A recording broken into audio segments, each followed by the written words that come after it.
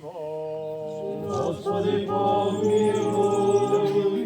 Gospode, ti si sve reči svojom savršio i naredio zemlji da proizvodi raznovrsne plodove za potrebu i hranu našu. Ti si učinio da su tri mladići danima hranjeni semlje u Vavilonu, bila svetlih lica od onih odnegovanih u raskoši.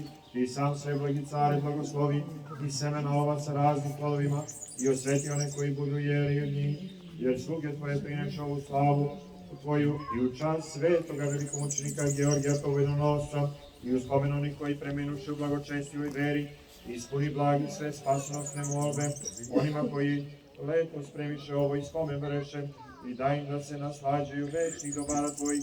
Molitvama prečite vlajce naše Bogorodici prisno Djeve Marije, svetoga velikomučenika Georgija Povedonosca, čiji spomen vršimo i svih tvojih svetih, jer ti blagosiljaš i osvećuješ sve i sva, Bože naš, i tebi slavu iznosimo, bespočetnom Otcu sa jedinorodnim tvojim Sinom, prestim blagim i životvorim tvojim Duhom, sada i u vekove vekova. Žito i vino Duhom tvojim svetim, jer si svet svakda, sada i u vekove vekova.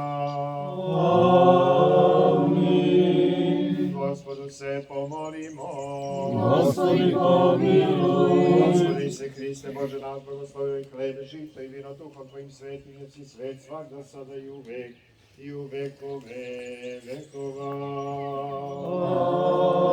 Amin. Gospodu se pomolnika Georgija, prinosimo ti Hriste, Bože, žrtvu ovu tvoj nadnebesni umni žrtveni, a za zdravlje onih koji ti prinose, u ime Otca. Amin.